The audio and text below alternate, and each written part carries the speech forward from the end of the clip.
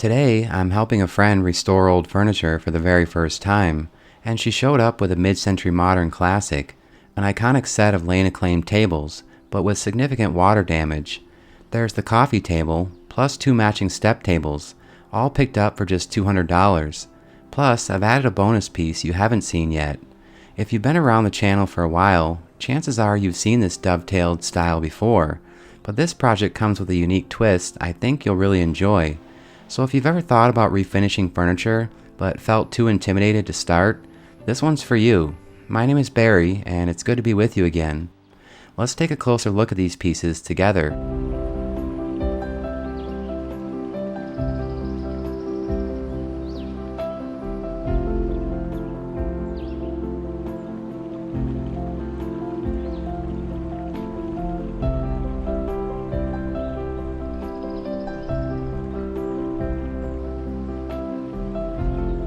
On the bottom of these two-tiered tables, we see model number 900-07, referred to as step tables in the Acclaim catalog. These two tables are a true matching pair, manufactured on the same day, and we know this because the serial number, read backwards, is the date the piece was manufactured, December 12, 1959, the first year of the Acclaim series by Lane. It's common for the top tier to be loose at the joints, so we'll remove both screws, apply heat to the joint, and reverse these clamps to slowly separate this top section. Removing this top tier will make it easier to strip the old finishes.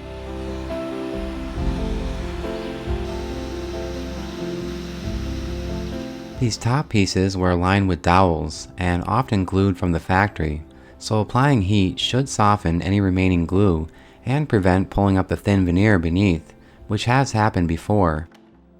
These rubber caps over the tapered legs are not original, so I'll remove them from all 3 furniture pieces. These tables were all structurally sound, so we'll move on to stripping away the old lacquer finishes. For this step, we'll use a disposable chip brush to spread the chemical stripper evenly across the surfaces of all 3 tables.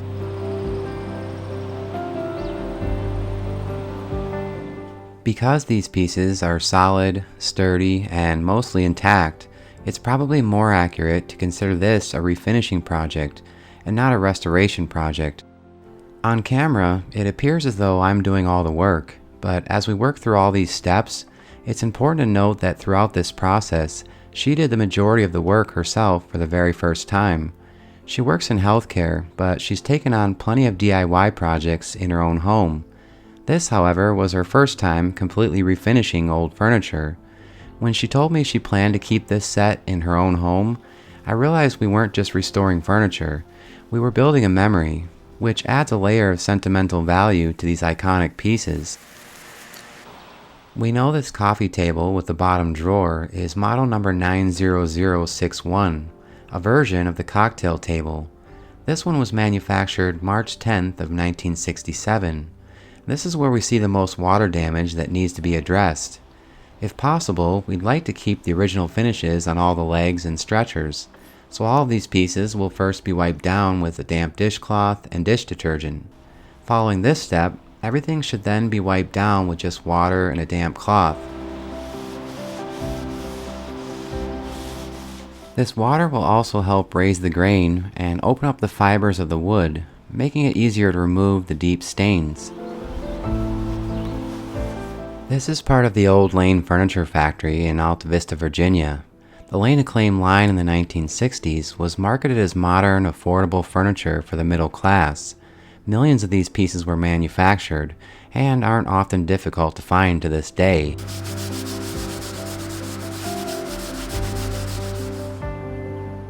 We'll first use a 150 grit sanding disc and hand sanding block to gently sand the stains on the surface.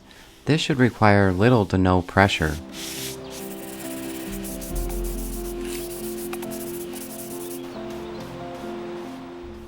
For those deep stains, the next step to try is an iron with medium to high heat and a damp cotton cloth. It's important to use a white fabric so no new clothing dyes are embedded in the grain. We'll pass over each section for no more than 5 to 10 seconds at a time until we begin to see the stains being removed. During this step, it's common to see tannins and natural oils extracted from the wood.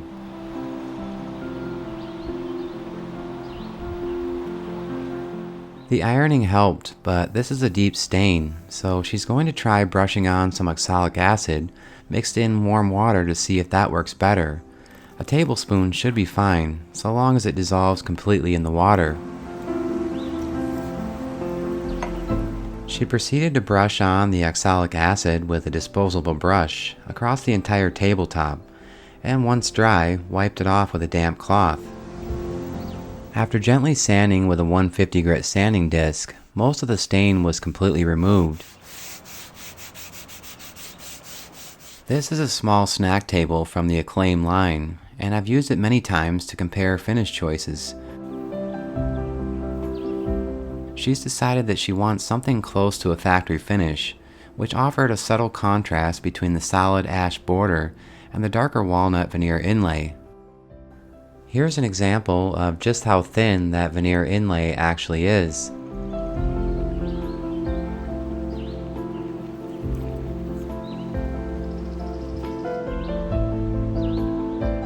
The Lane Furniture Company is probably best known for manufacturing millions of miniature cedar boxes as part of the Girl Graduate Program that began in 1930 and continued all the way until the 1990s.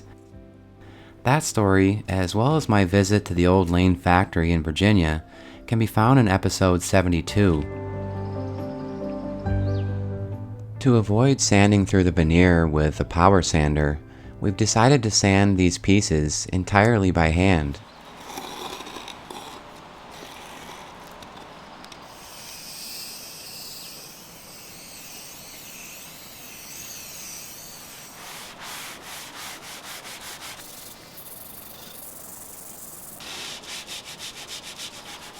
I'm sure many viewers had or still have one of these Acclaim pieces, so I thought it might be helpful to take you back to a restoration from a few years ago, and just take a moment to show you how these were actually made. These dovetail inlays are simply a thin layer of ash veneer, and the border pieces were made from solid ash. The inner core, or substrate, is engineered pressed particle board. This was less likely to warp, as wood often does. Here's a better look at the solid ash border compared to the thin ash veneer inlay pressed over the particle board. This near paper-thin walnut veneer inlay should explain why you often see Acclaim furniture listed as refinished on Marketplace, but often showing multiple veneer burns from power sanders. Although I've used power sanders on these before, I've chosen to sand today's project completely by hand to reduce this risk. As we continue sanding, we'll clean the surface with acetone, looking for dents, scratches, and veneer burns. There are many edges where the factory finishes were sloppy. That's common for mass-produced furniture like this. We'll clean some of this up and also scuff all the existing finishes on the base with a 150 grit sanding sponge. This should be just enough to go over the existing color with a new stain.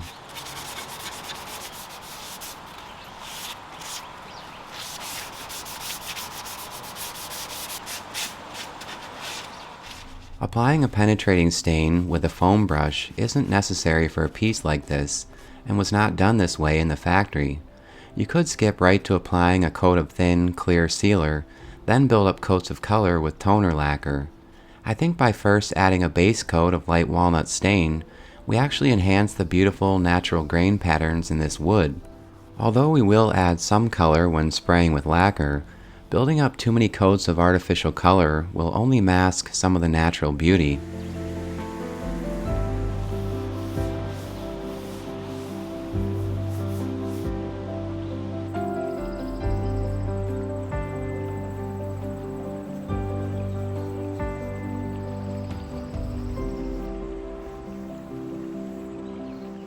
This would be a good time to share with you what else I'm working on at the same time. I purchased this coffee table 3 years ago, and the previous owner had already sanded about 90% of this table.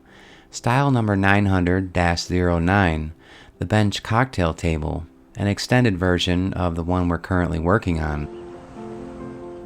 It's not uncommon to find this finished table for between $500 and $1,000 on Marketplace, but you will see that most of the asking prices online are between $1,200 and $1,800 across the country. This is going to require several hours of hand sanding, and I can understand why someone may have given up on this job. Although this video was structured in more of a how-to format for a first-time restoration, I chose not to include every little detail, maybe just enough information to spark your own curiosity. The goal for my content style has almost always been to maintain a balance between the refinishing steps, the storytelling, and the modern-day experiences associated with preserving these pieces of history.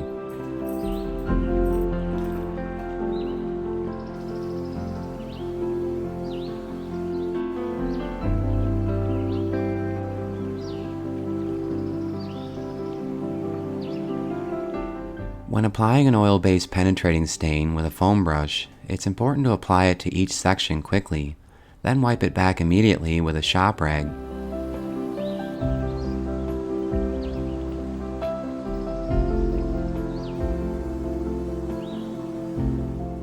We're beginning to see how this penetrating stain has enhanced the beautiful patterns in this book-matched walnut veneer.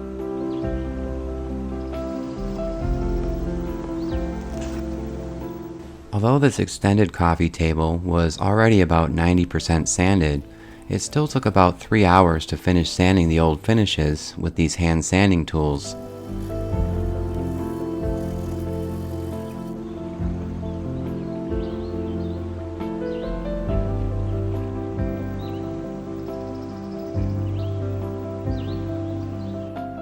On the surface of this long extended coffee table, not only was there a large superficial scratch, but there were also a few depressions, or dents. We used the iron again to raise this grain, and this method worked well.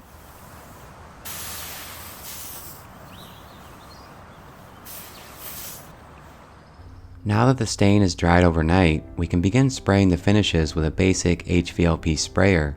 For this, you'll need a sprayer with a standard 1.8mm tip, which has a large enough orifice for spraying thicker finishes like paint, or in this case, sealer. You also want a regulator to limit the air pressure to between 25 to 35 psi. It's also important to have at least a 25-gallon air compressor that will keep up with constant spraying. All of these items can be found online or at Harbor Freight. This $400 compressor was an investment for my small business and is the most expensive tool you'll see used for this entire project. She's first pouring the lacquer sealer, then adding a splash of blush retarder. This will slow down the drying process and prevent moisture from being trapped in the finish. Trapped moisture can leave the finish looking cloudy. It's always good to first test your sprayer on something besides your furniture piece. We want a nice, consistent, even fan width of about 30 degrees. Then we'll proceed to spray on several light coats of this lacquer sealer.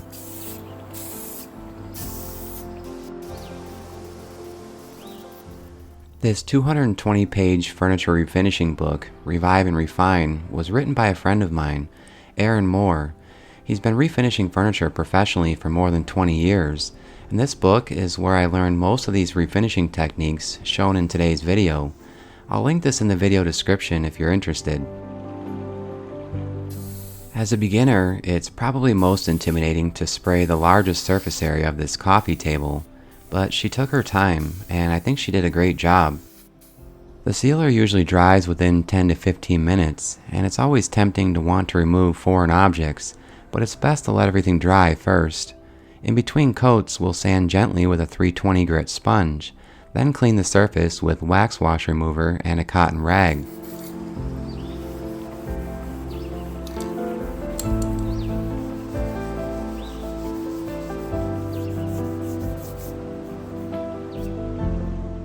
Although not finished from the factory, we decided to stain and protect the bottom side of each piece as well. This just provides an extra level of care and precision.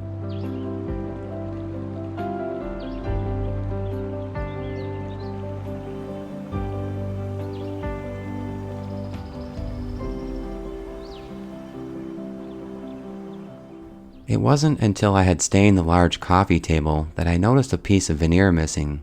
I'll mix up some walnut-colored epoxy filler, add wax wash remover to keep it malleable, and fill this void.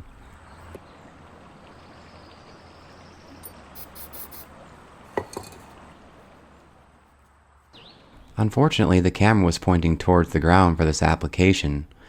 Once dry, I'll sand back the epoxy up to a fine 400 grit, then reapply the stain.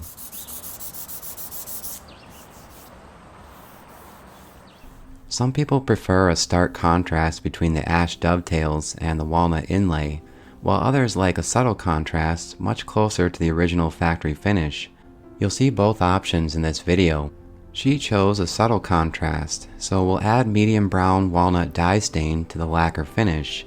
It's at this point that I called my friend Aaron and asked if we should mix the dye stain to the sealer or to the final lacquer finish. He said the sealer, but by then it was too late. We mixed enough dye stain for the desired color and proceeded to spray.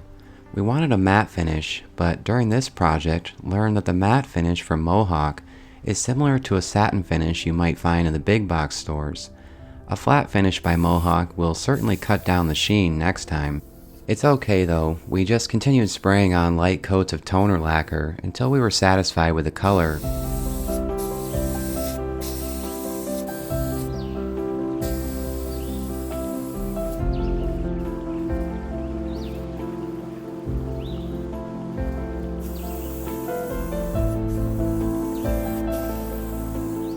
These legs appear to have caps on the end, but are just extensions of the wooden tapered legs. This is one simple design feature that makes these Acclaim pieces so recognizable, so we'll gently brush on a fresh coat of oil-based enamel.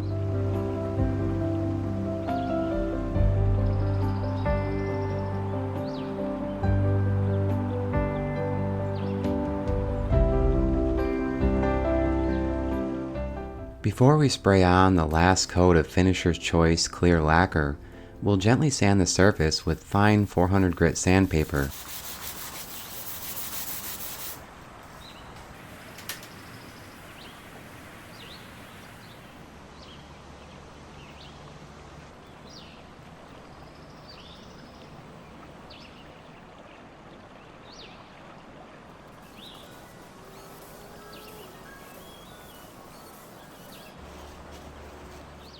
I'm usually the guy at the grocery store who requests paper bags. This acts as a fine abrasive for that final finish, helping to remove any near microscopic bubbles.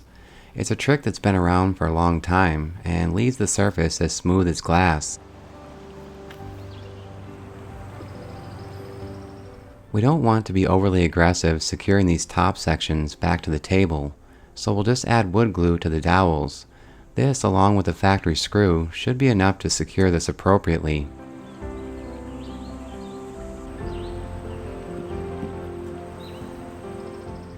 I also prefer a subtle contrast with gentle red overtones for these tables, but for my coffee table, which will likely be for resale, I decided to show a lighter finish to let you decide which one you prefer.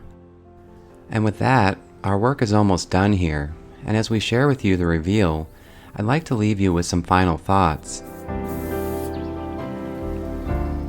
Looking back on this project, sure, there are still little flaws and imperfections, and maybe there are things we could have done differently, but that doesn't take away from how proud I am of what we've accomplished, especially what she accomplished. This was a tremendous first step, learning to sand thin veneer without burning through it, mixing toner colors to match decades-old wood, and using an HVLP sprayer for the very first time. Those are skills it takes many people years to get comfortable with. She's already picked out her next restoration project, and who knows, maybe you'll be seeing her back here on the channel soon, because I'm always happy to share my workshop with friends, especially when it means passing along a love for preserving these beautiful old pieces. My name is Barry, and as always, thank you for your love and support. Next week, I'm finally starting a project I've been hinting at for a long time now. Another rare find from Virginia, and one with a rich history I can't wait to share. Goodbye for now.